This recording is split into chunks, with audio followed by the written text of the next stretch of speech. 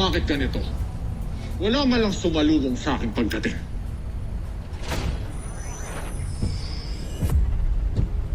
Draco, ganito ba kayo tumrato ng kapwa niyong general? Ni wala kayong salubong na pagpugay sa akin.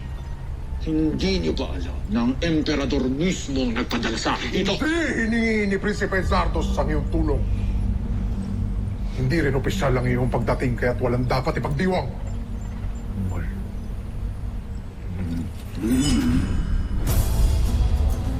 Tumagad ka sa akin, daraan. Kapumunta!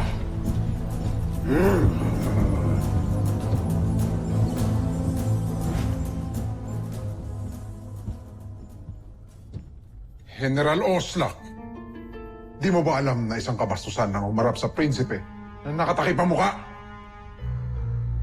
Hindi mo ba ako narinig? Sabi ko huwag kang bastos! Tumigil ka! Hindi ko kailangan sumunod sa'yo. Nahamon kita. Ako pa ang hinamon mo, Draco. Sige, bumunot ka nang makita ng lahat kung sino mas matibay sa atin.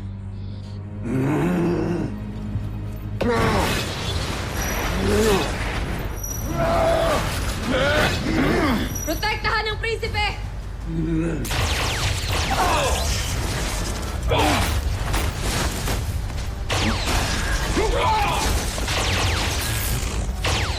Draco, kumalmat ka, hayaan mo siya, Draco.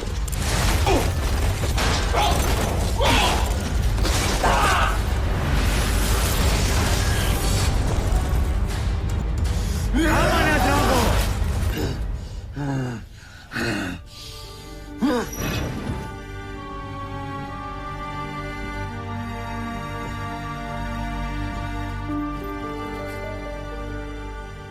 Ipagpaumanhin niyo ang aking kagaspangan, kamahalan.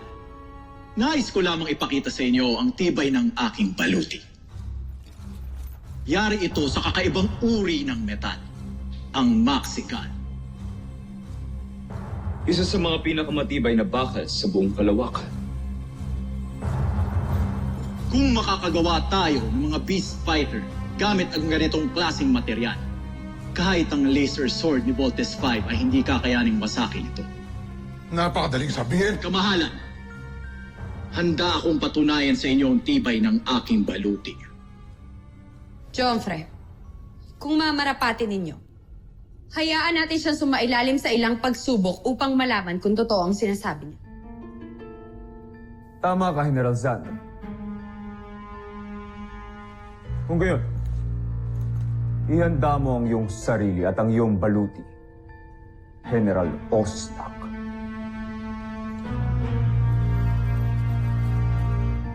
Kahit ano pang pagsubok yan, ay kakayanin ko, Joffre.